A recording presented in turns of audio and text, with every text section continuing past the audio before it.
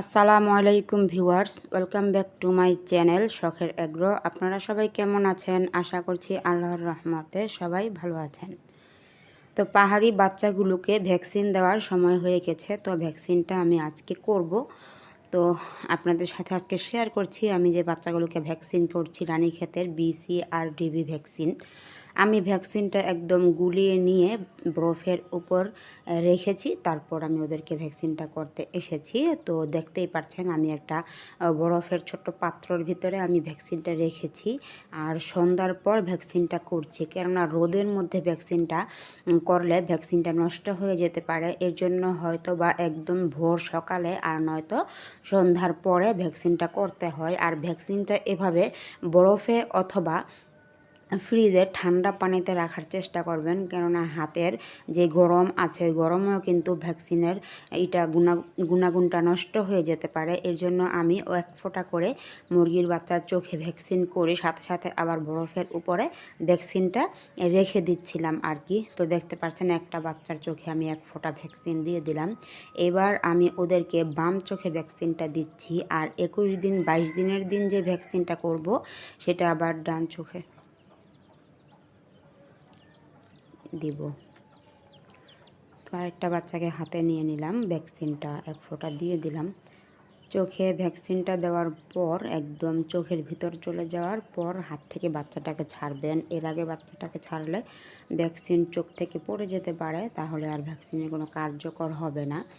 তো মুরগির বাচ্চাদের রানীক্ষেত ভ্যাকসিন মানে বিসি আর ডিবি ভ্যাকসিন কখন এবং কতদিন বয়সে করাবেন অনেকেই প্রশ্ন করে থাকেন। তো আজকে জেনে নিন, রানীক্ষেত বিসি আর ডিবি ভ্যাকসিন মূলত 5 দিন, 6 দিন, 7 দিন এর মধ্যে করাতে হয়। প্রথম ডোজ এক ফোঁটা করে দিবেন যে কোনো এক চোখে, আর দ্বিতীয় ডোজ 21 বা 22তম দিনে একই নিয়মে দিবেন। তো ভ্যাকসিনটা কোথায় পাবেন সেটাও অনেকেই প্রশ্ন করে থাকেন। ভ্যাকসিনটা পাবেন ভেটেরিনারি দোকানে এবং পশু অধিদপ্তর উপজেলায় মানে প্রাণী সম্পদে পাবেন। যেখান থেকে ভ্যাকসিনটা সংগ্রহ করবেন নিয়মটা জেনে আসবেন, যেন কিভাবে ভ্যাকসিনটা মিক্স করতে হবে বা কিভাবে ভ্যাকসিনটা বাচ্চাদেরকে দিতে হবে।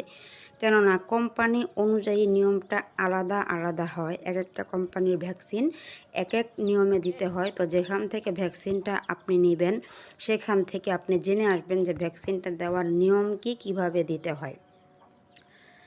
তো ভ্যাকসিন দেওয়ার পর অবশিষ্ট ঔষধ এবং ড্রপ মাটির নিচে চাপা দিয়ে রাখবেন অবশ্যই। এটাই হচ্ছে রানীক্ষেত ভ্যাকসিন করার সম্পূর্ণ নিয়ম। আপনারা যারা না জানেন ভিডিওটা দেখলে বুঝতে পারবেন। তো আমি এক এক করে বাচ্চাদেরকে ধরে বাচ্চাদের বাম চোখে ভ্যাকসিনটা দিয়ে দিচ্ছি এক ফোঁটা করে।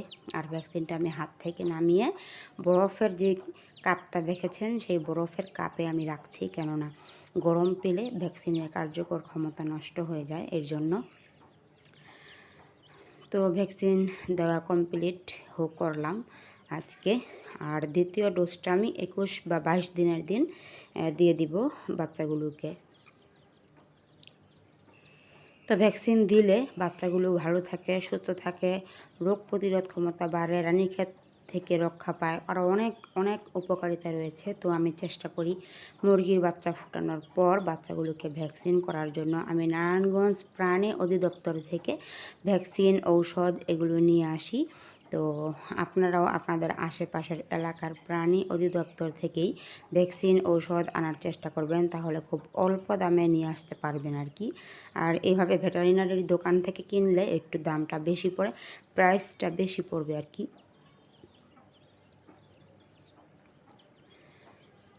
তো প্রায় ভ্যাকসিন করা আমার কমপ্লিট বাচ্চাদের। তো বাচ্চাগুলোকে ভ্যাকসিন করে করে আমি বাহিরে রাখছিলাম, কেননা ভিতরে দিলে তো যেগুলোকে ভ্যাকসিন দেইনি সেগুলোর সাথে আবার মিলে যাবে, এর জন্য। তো মুরগিটা দেখেন বাহির হওয়ার জন্য কীরকম ছটফট করছে, কেননা বাচ্চাগুলো বাহিরে। তো এক এক করে ভ্যাকসিন দেওয়া কমপ্লিট, টেনশন মুক্ত। যতদিন ভ্যাকসিনটা না করি খুব টেনশন লাগে আর কি। তো ভ্যাকসিন কমপ্লিট করে আমি বাচ্চাগুলোকে আবার মায়ের সাথে দিয়ে দিলাম। এখন ওদেরকে আমি মশারি দিয়ে ঢেকে রেখে দেব। আপনারা জানেন বাচ্চা ফোটার পর মশারি দিয়ে ঢেকে রাখতে হয়, কেননা বাচ্চাদেরকে মশায় কামড় দিলে গুটি বসন্ত হয়ে যেয়ে বাচ্চা অসুস্থ হয়ে যেতে পারে, এর জন্য। তো আজকের ভিডিওটা আপনাদের কাছে কেমন লাগলো অবশ্যই কমেন্ট করে জানাবেন। আসসালামু আলাইকুম ওয়া রাহমাতুল্লাহি ওয়া বারাকাতুহু।